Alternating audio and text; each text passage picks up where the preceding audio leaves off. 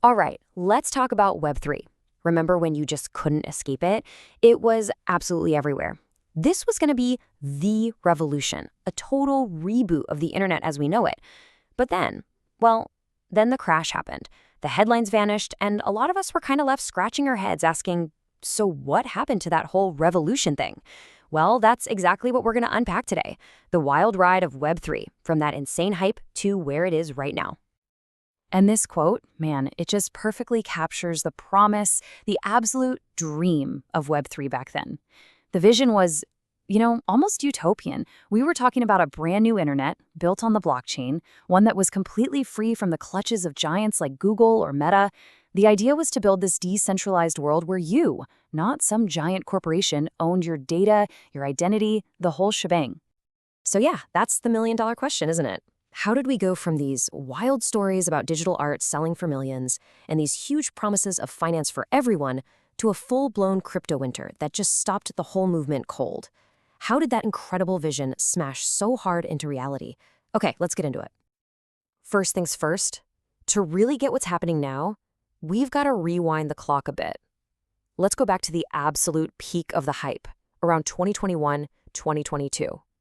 The optimism back then was, it was off the charts, fueled by a crazy bull market and this really powerful story about changing the world. So, in a nutshell, what was Web3? Well, it was pitched as this whole new chapter for the internet. The core idea was pretty simple, really. Use blockchain tech to wrestle power away from the big centralized platforms and give it back to us, the actual users. It was all about you owning your stuff, having transparency, and building a totally new kind of economy online. And look, this wasn't just a bunch of talk. The amount of money flying around was just staggering. In 2021 alone, the market for NFTs, those one-of-a-kind digital things, blew up to an insane $41 billion. And then, the next year, venture capital firms dumped another $30 billion into Web3 startups. So yeah, the hype was definitely real. But as we all found out, that kind of explosive growth just can't last forever. That revolutionary dream, it was about to hit a brick wall. A series of really painful reality checks were coming, where all those grand visions met some very, very hard truths. Okay, problem number one, and it was a big one. Security. In just 1 year, a mind-boggling $3.7 billion was flat out stolen in Web3 hacks. And this wasn't just about the money, it was a massive hit to people's trust. And if you want people to actually use your new tech, you absolutely need that trust. Then there was the whole scalability problem. And when you see the numbers, it becomes crystal clear.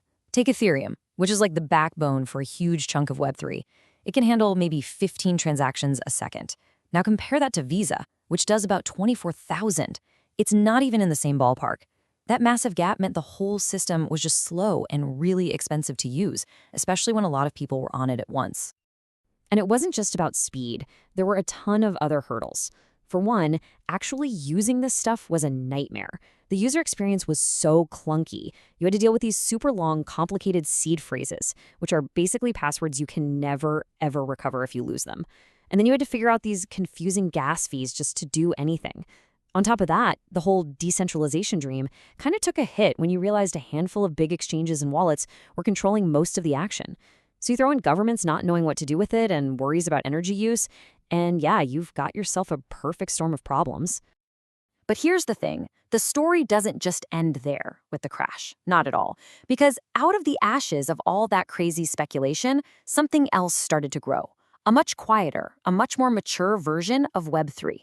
The focus started shifting away from the hype and towards, things that are actually useful in the real world.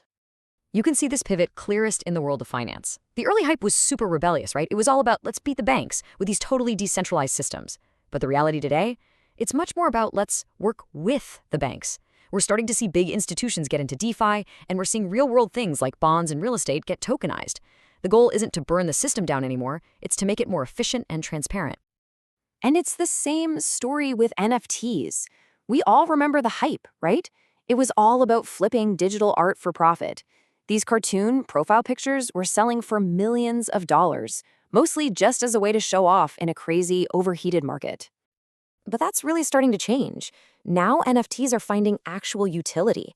So instead of just speculative art, think of an NFT as a concert ticket that's impossible to scalp, or a university diploma that's totally tamper-proof and can be verified by anyone in seconds, or even a digital twin that proves a luxury product is the real deal. See? The focus has shifted from just how much is it worth to what can it actually do. And all of this brings us to what might be the single most important part of Web3 growing up. This idea that for it to truly succeed, the technology itself has to become invisible. It's kind of like an invisible revolution. Remember how I said using this stuff was a pain? Well, developers are working hard to fix that. They're getting rid of all those annoying friction points. There's this cool tech called account abstraction that's basically getting rid of those horrible seed phrases and replacing them with the simple email or biometric logins that we're all used to. The whole goal is to make a Web3 app feel, well, just like any other app on your phone. This has given rise to this kind of hybrid model that people are calling Web 2.5. And the idea is pretty smart. You take the easy, familiar interfaces we all know from the current web, that's the Web 2 part, and you blend it with the powerful, secure tech of Web 3, humming away quietly in the background. So you get all the cool benefits of the blockchain, but without any of the headache. Okay, so let's put it all together. What does this mean for the future? Where is Web 3 really going? Well, it looks like that big revolution we were all promised isn't so much a total replacement of the internet. It's looking more like a really important fundamental upgrade.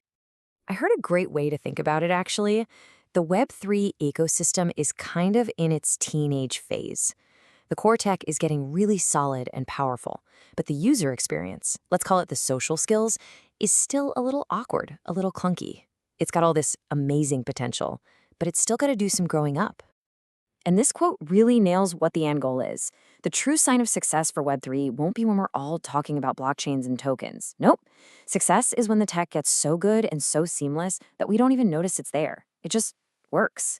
Kind of like how none of us really think about the protocols that make the internet run today. Which leaves us with one final thought to chew on.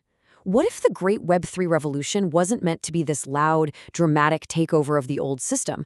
What if the real revolution is the one that's happening right now, quietly, gradually, as an invisible upgrade to the digital world we already live in?